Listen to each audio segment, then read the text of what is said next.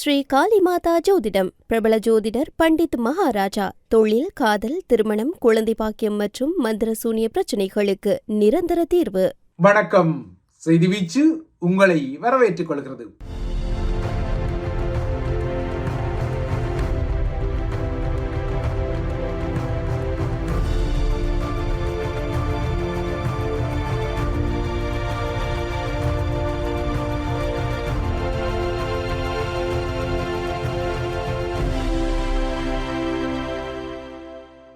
செய்தி வீச்சின் உறவுகளுக்கு சித்திரை திருநாள் நல்வாழ்த்துக்கள் உரியதாகட்டும். இன்றைய செய்தி வீச்சு இலங்கை மற்றும் உலக நிலவரங்களை கலவையாக கொண்டு வருகின்றது. நீண்ட காலமாகவே இன முரண்பாடு நிலவும் இலங்கை தீவில் சைவ மார்க்கத்தை பின்பற்றும் தமிழ் மக்களுக்கும் பௌத்த மார்க்கத்தை பின்பற்றும் சிங்களவர்களுக்கும் வேற்றுமையில் ஒற்றுமையாக வரும் ஒரே ஒரு பண்டிகையாக சித்திரை புத்தாண்டு இருக்கும் வளமையின் அடிப்படையில் அந்த புத்தாண்டு இன்று பிறந்தது. வளமையாக தமிழர்களின் முற்றங்களில் இருப்பது போலவே வேறுபாட்டு நேரங்கள் காட்டும் வாக்கிய மற்றும் திருக்கணித பஞ்சாங்கங்களின் அடிப்படையில் இன்று அதிகாலை வேளையிலும் முற்பகல் வேளையிலும் பராபவ வருடம் பிறந்திருக்கின்றது. பௌத்த சிங்கள மக்களை பொறுத்தவரை இன்று அவர்களின் நொனக்கத்தாய எனப்படும் பழைய ஆண்டிலிருந்து புதிய ஆண்டுக்கு மாறும் சுப நேரங்களும் தற்போது கடந்து வருகின்றன. ஸ்ரீலங்காவின் அரசு தலைவர் அனுரகுமார திசாநாயக்கா முதல் இலங்கையின் அரசியல் தலைகள் மற்றும் சமூக சமய தலைகள் அனைவருமே வளமும் நலமும் பெறும் வகையில் புத்தாண்டு வாழ்த்துக்களை தெரிவித்தனர். இதில் எதிர்க்கட்சி தலைவர் சஜித் பிரேமதாசா ஒருபடி மேலே போய் புத்தாண்டின் உதயம் என்பது கடந்த கால தவறுகளை திருத்திக் கொண்டு புதிய வருடத்தில் அடியெடுத்து வைப்பது என தெரிவித்து அனுர தரப்பின் தற்போதைய பேசுபொருளாக இருக்கக்கூடிய பெரும் ஊழலாக கருதப்படும் நிலக்கரி ஊழல் உட்பட்ட விடயங்களை குறிவைத்து இந்த வாழ்த்து செய்தியிலும் அடித்திருக்கின்றார். இன்று புத்தாண்டு நாள் என்பதால் நாடளாவிய ரீதியில் மின்வெட்டு மற்றும் நீர் விநியோக துண்டிப்புகள் எதுவும் இல்லை என்பது இலங்கையருக்கு ஒரு ஆறுதலான விடயம் என்றாலும் நாளை 15ஆம் தேதிக்கு பின்னர் நாடளாவிய ரீதியில் நீர் விநியோகம் தொடர்பான விடயங்கள் ஆய்வு செய்யப்பட்டு அடுத்த கட்டம் தொடர்பான தீர்மானம் எடுக்கப்படும் என நீர் விநியோகம் சார்ந்த அதிகாரிகள் அறிவித்துள்ளனர்.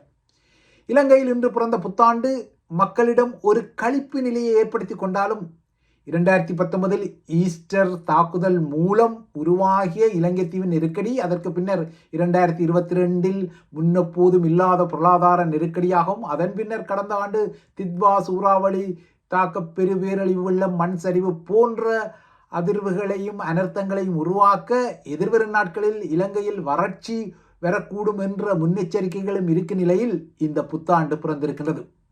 இன்று புத்தாண்டு கொண்டாடும் இலங்கையர்கள் அதி உயர் எரிபொருள் விலை மற்றும் மின்சார கட்டணத்துடன் தான் இந்த நாளை கடந்து செல்கின்றார்கள். இலங்கையில் புத்தாண்டு பிறக்க சில மணி நேரத்துக்கு முன்னர் தான் அமெரிக்காவின் ஈரானிய துறைமுகங்கள் மீதான முற்றுகை நடவடிக்கையும் ஆரம்பித்துள்ளது.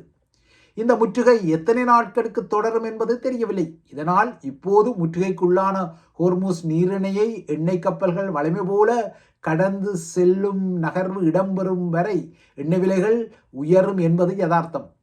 இந்த முற்றுகை நீடித்தால் எதிர்வரும் நாட்களில் எண்ணெய் மற்றும் எரிவாயு விலைகள் உயரக்கூடும் என்பதை நேற்று வாஷிங்டனில் ஆரம்பித்த செமாஃபோர் உலக பொருளாதார மாநாட்டில் வைத்து அமெரிக்காவின் எரிசக்தி அமைச்சர் கிறிஸ் ரைட்டும் உலக மக்களுக்குரிய எச்சரிக்கையாக தெரிவித்திருக்கின்றார். அவரது கணிப்பின்படி அடுத்த சில வாரங்களில் உலகின் எண்ணெய் விலை வரலாற்று உச்சத்தை அடையும் என்ற எதிர்பார்ப்பு உள்ளது. இந்த போர் தொடங்கிய பின்னர் எண்ணெய் விலை ஏற்கனவே 40% உயர்ந்த நிலையில் ஈரானிய துறைமுகங்கள் மீதான முற்றுகை அறிவிப்பு அதன் நடவடிக்கை இன்னும் எண்ணெய் விலையை உயர்த்தும் என்ற கவலைகளை அதிகரிக்க வைக்கின்றது. இந்த நிலையில் நேற்று சர்வதேச நாணய நிதியத்திய நிர்வாக இயக்குனர் கிறிஸ்டினா ஜோர்ஜிவா, உலக வங்கியின் தலைவர் அஜய் பங்கா மற்றும் இன்டர்நேஷனல் எனர்ஜி ஏஜென்சி எனப்படும் அனைத்துலக எரிசக்தி முகமையின் இயக்குனர் ஆகிய முப்பெரும் தலைகள் ஒன்றாக கூடி பேசிய பின்னர் இன்னொரு பாதக செய்தியை உலக மக்களுக்கு விடுத்தனர். இந்த போரால் எரிசக்தி உற்பத்திக்கு ஏற்பட்ட சேதம் உலகில் எரிபொருள் மற்றும் உரங்களின் விலையை நீண்ட காலத்திற்கு உயர்வாக வைத்திருக்கும் என்பதே அவர்களின் புதிய எச்சரிக்கையாக நேற்று வெளிப்பட்டது. சர்வதேச எரிசக்தி முகமையின் நிர்வாக இயக்குனர் பாத்ஹேஜ் ப்ரோல் தற்போது எண்ணெய் விநியோகத்தில் ஏற்பட்டுள்ள இடையூறுகள் வரலாற்றில் மிகப்பெரிய எரிசக்தி பாதுகாப்பு சவாலாக உருவாகியுள்ளதாகவும் குறிப்பிட்டிருக்கின்றார். அவரது முகமையின் கணிப்பின்படி மத்திய கிழக்கின் எரிசக்தி வசதிகளில் 1/3 பங்கு இந்த போரால் சேதமடைந்துள்ளதாக குறிப்பிடப்படுகின்றது. இதுவரை போருக்கு முன்னர் கப்பலில் ஏற்றப்பட்ட எரிபொருள் ஏற்றுமதிகள் பல நாடுகளின் துறைமுகங்களுக்கு சென்றடைந்தாலும் உலக பொருளாதாரத்துக்கு மார்ச் மாதத்தை விட இந்த மாதம், அதாவது ஏப்ரல் மாதம் மிக மோசமானது என அவர் எச்சரித்தமை இலங்கையர்களுக்கு புத்தாண்டு கொண்டாடும் வேளையில் கிட்டிய ஒரு கசப்பான செய்தியாகவும் மாறுகின்றது. இந்த நிலையில் டொனால்ட் ட்ரம்பின் உத்தரவால் ஈரானிய துறைமுகங்களுக்கு உள்ளேயும் வெளியேயும் செல்லும் கப்பல் போக்குவரத்தை தடை செய்யும் கடல் வழி முற்றுகை ஆரம்பித்து 24 மணி நேரம் கடக்கின்றது. கடந்த ஞாயிறன்று இந்த போருக்கு பின்னர் முதன்முறையாக 34 கப்பல்கள் கோர்மூஸ் நீரிணையை கடந்த நிலையில் ஈரானிய துறைமுகங்கள் மீதான முற்றுகை தற்போது கடக்கின்றது. ஈரானிய கடற்கரையின் பெரும்பகுதி உள்ள பாரசீக வளைகுடாவில் எந்த அமெரிக்க போர்க்களங்களும் இதுவரை நுழையாத போதிலும் இந்த முற்றுகை நடைமுறைக்கு வந்துவிட்டதாக அமெரிக்க அரசு தலைவர் குறிப்பிட்டிருக்கின்றார். பாரசீக வளைகுடாவுக்கு அப்பால் ஆப்ரஹாம் லிங்கன் விமானந்தாங்கி கப்பல், அதனுடன் 11 டிஸ்ட்ராயர் போர்க்களங்களான Bainbridge, Thomas Hudner, Frank Petersen, Delbert D, Black John Finn, Michael Murphy, Mitscher, Pinckney, Rafael Peralta, Spruance Milius ஆகியன இந்த முற்றுகைக்கு பங்களித்து வருகின்றன.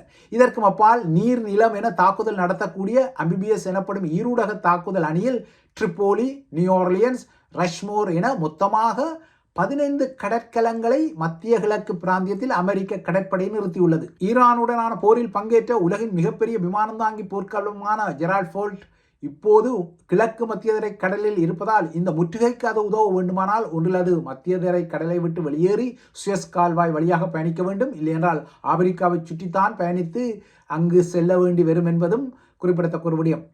ஈரான் விதைத்ததாக கூறப்படும் 5000க்கும் மேற்பட்ட கன்னிவெடிகள் உள்ள ஒரு கடற்பரப்பில் ஈரானிய துறைமுகங்களுக்கான முற்றுகையை அமெரிக்க கடற்படை எப்படி தொடரும் என்பதில் தெளிவான விடயங்கள் வெளிவரவில்லை. ஈரான் ஏற்கனவே ஏராளமான கடற்கனிகளை விதைத்து விட்டதாக அமெரிக்க உளவுத்துறையே குறிப்பிட்டிருக்கின்றது. அத்துடன் இந்த முற்றுகை குழப்ப முயலும் எந்த ஒரு ஈரானிய கப்பலையும் அமெரிக்கா மூழ்கடிக்கும் என்றும் ட்ரம்ப் சூளுரைத்திருக்கிறார். ஏற்கனவே ஈரானிய கடற்படை முற்றிலுமாக அழிக்கப்பட்டு விட்டதாகவும் அதன் 100க்கும் மேற்பட்ட கடற்படை கப்பல்கள் அழிக்கப்பட்டு விட்டதாகவும் குறிப்பிட்ட அதே ட்ரம்ப் தான் இப்போது ஈரானிடம் இருக்கக்கூடிய அதிவேக தாக்குதல் கலங்கள் இன்னமும் மூழ்கடிக்கப்படவில்லை என்று தட்டை திருப்பி போட்டு இந்த எச்சரிக்கையை விடுத்திருக்கின்றார். போர் நிறுத்தம் பெறுவதற்கு முன்னர் ஈரானிய கடற்கரை கப்பால் ஹோர்முஸ் நீரிணையில் இருந்து சுமார் 300 மைல் தூரத்தில் அமைந்துள்ள கார்க் தீவில் 90க்கும் மேற்பட்ட இராணுவ இலக்குகளை அமெரிக்கா தாக்கியிருப்பதால் தமது கடல் முற்றுகையை தடுக்கும் வலு ஈரானிடம் இல்லை என அமெரிக்கா நினைக்கின்றது போலும். மறுபுறத்தே ஈரானின் துறைமுகங்களை தடுக்க முயற்சிக்கும் எந்த ஒரு அமெரிக்க கப்பல்களும் கடலடிக்கு அனுப்பப்படும் என ஈரானும் பதிலுக்கு எச்சரிக்கை விடுக்கின்றது. ஈரானிய படைகள் அதிஉச்ச போர் எச்சரிக்கை நிலையில் இருப்பதாக ஈரானின் பிரிகேடியர் ஜெனரல் மஜித் இப்னு ரெசான் குறிப்பிட்டிருக்கின்றார். ஈரானை பொறுத்தவரை தனது துறைமுகங்களை முற்றுகையிட அமெரிக்காவுக்கு உண்மையான வலு இல்லை என அது கருதுகின்றது. ஈரானின் இந்த ஊகத்துக்கு காரணம் இல்லாமல் இல்லை. அமெரிக்காவுடன் தற்போது கடற்கனிகளை அகற்றும் தனித்துவமான கப்பல்கள் ஏதும் சேவையில் இல்லை என்பது ஈரானுக்கு தெளிவாகவே தெரியும். முன்னர் அமெரிக்காவிடம் அவெஞ்சர் வகையான கன்னிவெடி அகற்றும் கப்பல்கள், அதாவது கடற்கன்னிகளை அகற்றும் கப்பல்கள் 4 கலங்களாக இருந்தன. ஆனால் கடந்த ஆண்டுதான் அவற்றை அமெரிக்கா தனது சேவையிலிருந்து நீக்கியது. இப்போது அமெரிக்க கடற்படை இந்த பணியை தனது டிஸ்ட்ரோயர் கலங்களான USS Tulsa, USS Sandra Barbara மற்றும் USS கேன்பரா ஆகியவற்றின் ஊடாக செய்ய முயல்வது போல தெரிகின்றது.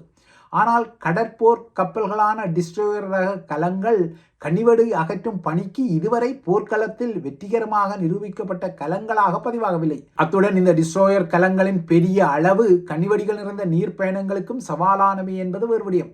எனினும் இந்த டிஸ்ட்ரோயர் கலங்களில் நீருக்கடியில் இயங்கும் ட்ரோன்கள், சோனார்கள் மற்றும் நீரடி ஹெலிகள் போன்ற கடற்கனி எதிர்ப்பு தொழில்நுட்பங்கள் இருப்பதால் அமெரிக்கா இவற்றில் நம்பிக்கை வைப்பது போல தெரிகின்றது.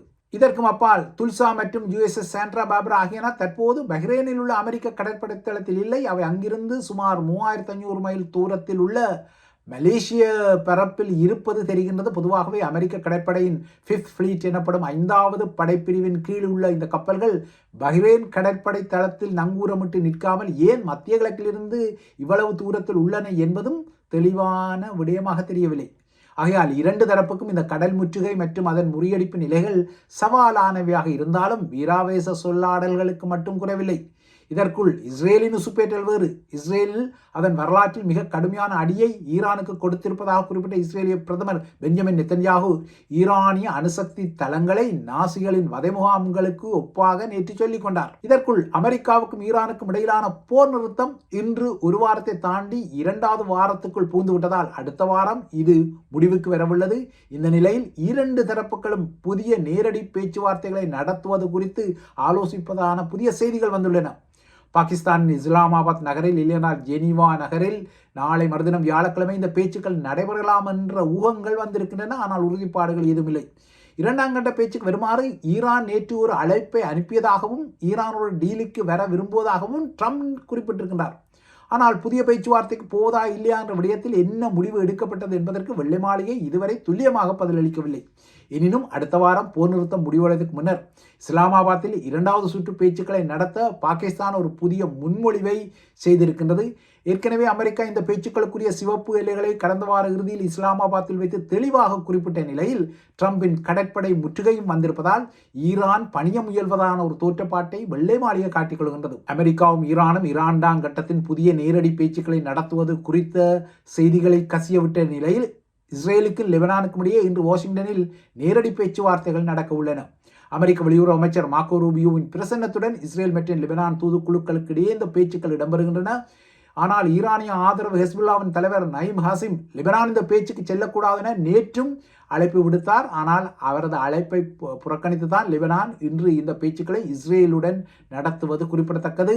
இஸ்ரேலை பொறுத்தவரை ஹிஸ்புல்லாவுடன் தான் போரை நடத்துவதாக கூறிக்கொண்டாலும் லெபனானுடன் தானும் போரை நடத்துவதில்லை என கூறிக்கொண்டாலும் ஹெஸ்புல்லாக்கள் மீதான போர் என்ற போர்வையில் லெபனான் இஸ்ரேலால் அளிக்கப்படும் நிலையில் இந்த பேச்சுவார்த்தைகள் இடம்பெறுவதால் ஒருவேளை அமெரிக்காவுக்கும் ஈரானுக்கும் இடையில் இரண்டாம் கட்ட பேச்சுக்கள் நடந்தால் அதில் லெபனான் மீதான போர் நிறுத்தமும் வரக்கூடும். ஒருவேளை ட்ரம்ப் குறிப்பிடுவது போல அமெரிக்காவுடன் ஈரானும் டீலுக்கு முயல்வது குறித்த செய்திகள் உண்மையானால் அந்த நாடும் வெளியரங்குக்கு பொய் சொல்வதாக கூட அமையலாம். உண்மையில் தனது துறைமுகங்கள் மீதான அமெரிக்க முற்றுமையின் பொருளாதார தாக்கங்களை சமாளிப்பதற்கும் ஈரானிடம் சில வழிகள் இருக்கக்கூடும். ஈரானும் ஹோர்மூஸ் நீரிணையை தவிர்த்து மாற்று வழிகள் மூலம் எண்ணெய் மற்றும் எரிவாயு ஏற்றுமதியை செய்யும் நிலைகளை நகர்த்தக்கூடும். ஆனால் அமெரிக்கா அவற்றுக்கு பதிலடி வழங்கினால் மீண்டும் பெரும் நெருக்கடிகள் உலகத்தில் ஏற்படும் என்ற பின்னணியில்தான் இன்று இலங்கை தீவில் தமிழர்களுக்கும் சிங்களவர்களுக்கும் புத்தாண்டு பிறந்திருக்கின்றது. ஆனால் இந்த புத்தாண்டுக்கு பின்னரான நெருக்கடிகளும் அந்த தீவை நெருக்கடியாக சூழ்ந்தே நிற்கின்றன. இவைதான் ஐபிசி தமிழின் செய்தி வீச்சு. தொடர்ந்தும் ஐபிசி தமிழுடன் இணைந்திருங்கள்.